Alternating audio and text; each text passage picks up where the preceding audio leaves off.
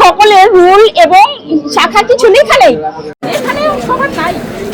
যাও যাও যাও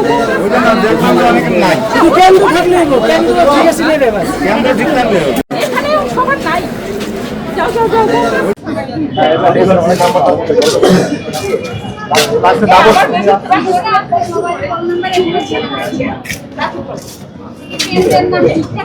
অ্যাকচুয়ালি এখানে যে ইগুলো টানানো আছে, এখানে অনেকগুলো কলেজ, এই যত উত্তরা, তারপরে সমস্ত কলেজের ছিটটা ফেলছে Uttara high school and college. Rule নেই, নাম নেই, রুল নেই।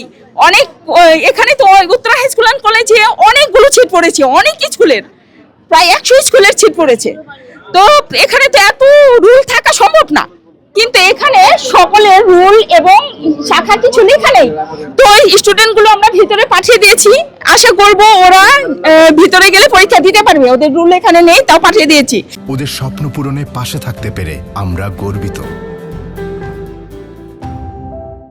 আর হচ্ছে এই যারা পরীক্ষা দিচ্ছে, যে রুটিনটা যারা এইচএসসি পরীক্ষা দিচ্ছে আজকে থেকে, তো এই রুটিনটা একদিন করে বন্ধ দিয়েছে।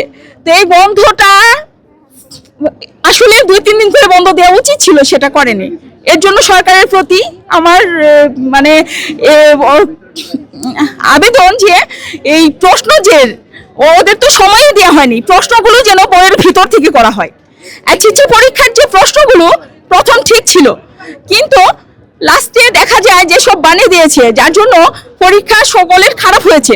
কিন্তু আশা করবো এইচএসসি যেটা ইন্টার, এটা যেন প্রশ্নগুলো বই থেকে করা হয়। সকল স্টুডেন্ট অনেক কষ্ট করে পড়াশোনা করছে, এদের এক একজনের বই, আমরা আগে পড়ালেখা করেছি মাত্র 5টা বই ছিল ইন্টারে, আর এখন বই 80টা বই।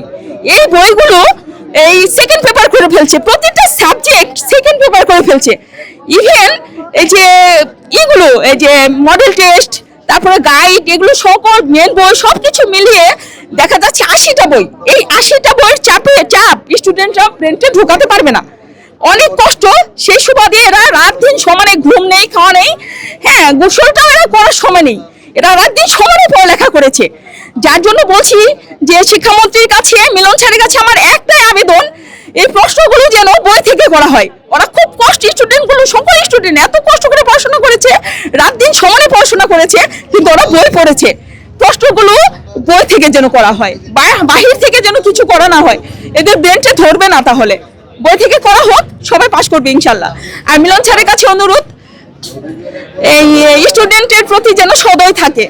আমরা মিলন স্যারকে খুব সম্মান করি, শিক্ষামন্ত্রী যেহেতু খুব সম্মান করি, ভালো মানুষ।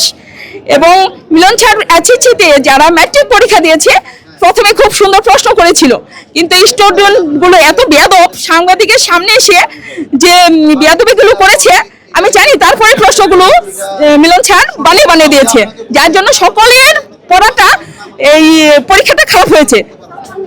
কিন্তু ওদের ছিট পড়েছে রাজক কলেজে। এই আমার বেবি, হ্যাঁ হ্যাঁ আমার বেবি পরীক্ষা দিচ্ছে ইন্টার, তো খুব ব্রিলিয়ান্ট স্টুডেন্ট, আশা করি ভালোই করবে। পাবলিক স্কুল অ্যান্ড কলেজের পরীক্ষার্থী সায়েন্সের তো যে ম্যাডাম আছে, উনি বলে দিয়েছে যে উত্তর ভবনের 3য় তলায় 307-এ ম্যাক্সিমাম হয়তো মিল নাই, কিছু হয়তো মিল থাকতে পারে, না থাকার কারণে ম্যাডামই তো বলে এখান থেকে রোল নম্বর অনুযায়ী 5ম তলায়, কিন্তু ম্যাডাম বলছে উত্তর ভবনে। এই আর কি একটু ডিফারেন্স আছে। মিল হয়তো এখানকার যারা ভিতরে শিক্ষক শিক্ষার্থী যারা আছে, শিক্ষকরা যদি একটু ওদের গাইডলাইন করে দেখায় দেয়, বাবা তোমাদের এই জায়গায় তাইলে সমস্যা হবে না।